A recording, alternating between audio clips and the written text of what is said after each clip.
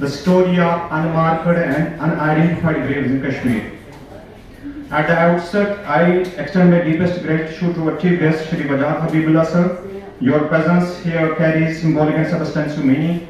As the Chief Information Commissioner of India, and as someone who has engaged with Kashmir, not only as an administrator but also as a student of history.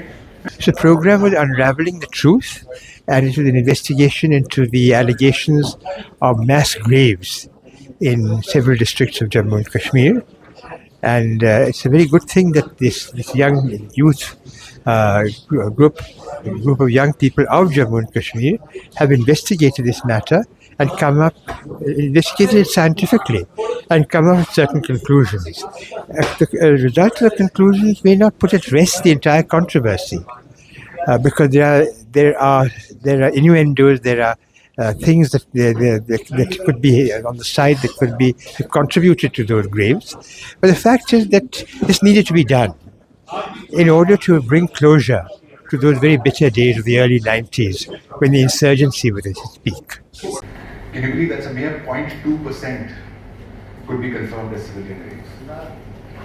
That single fact alone demolishes exaggerated claims that have been repeatedly used to malign India and its security forces.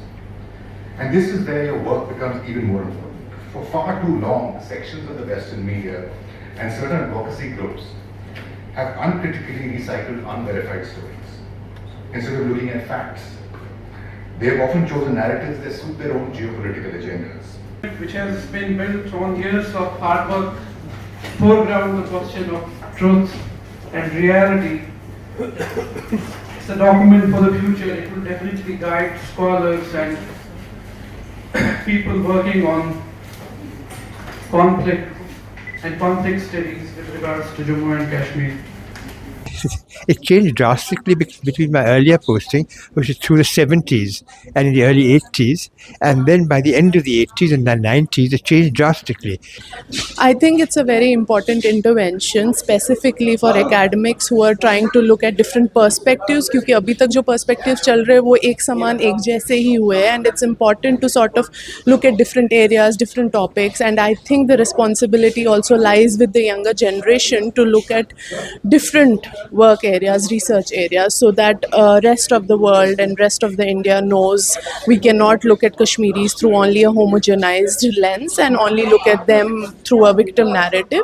और उस हिसाब से मुझे लगता है ये report बहुत important है, and congratulations to the team. I think more of that should come forward.